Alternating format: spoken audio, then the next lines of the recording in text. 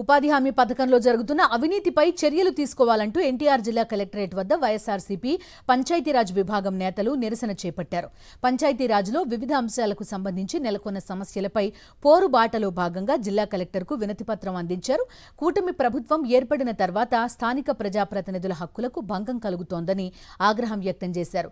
NREGS ప్రకారం ఉపాధి పనులను గ్రామ పంచాయతీల ద్వారానే నిర్వహించాలని, అలాగే కూలీలకు సకాలంలో బిల్లులు చెల్లించాలని డిమాండ్ చేశారు. ప్రభుత్వంలో ఎన్ఆర్జీఎస్ పనుల్లో జరుగుతున్నటువంటి అవినీతి మీద తక్షణం విచారణ చేయమని చెప్పి ఒక డిమాండు.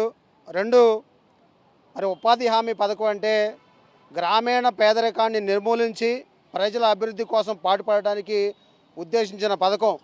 మరి మే నెల నుండి మరి ఇప్పుడు జూన్ అయిపోయింది, రేపు జూలై స్టార్ట్ అవుతుందంటే సుమారుగా 2 నెలల నుంచి కూలీలకు వేతనాలు రాలేని పరిస్థితి ఈ దౌర్భాగ్యమైన ప్రభుత్వంలో ఉంది.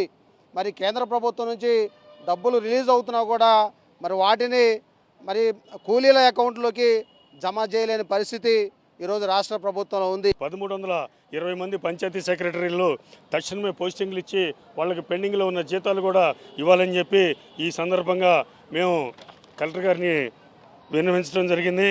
అలానే సర్పంచులకు తల్లికి వందనం ప్రోగ్రాం కింద కూడా వాళ్ళకి వచ్చే ప్రభుత్వం నుంచి వచ్చే సంక్షేమాన్ని అందించవలసిందిగా కూడా ఈ సందర్భంగా మేము పంచాయతీరాజ్ ఎన్టీఆర్ జిల్లా విభాగం తరఫున వైఎస్ఆర్ కాంగ్రెస్ పార్టీ విభాగం తరఫున కలెక్టర్ గారికి విన్నవించి ప్రభుత్వం తక్షణమే పంచాయతీరాజ్ వ్యవస్థని కాపాడాలని చెప్పి కోరుకుంటూ మరిన్ని సమస్యల మీద ఇంకా పోరాడతామని చెప్పి ప్రభుత్వం స్పందించే వరకు పోరాడతామని చెప్పి తెలియజేస్తూ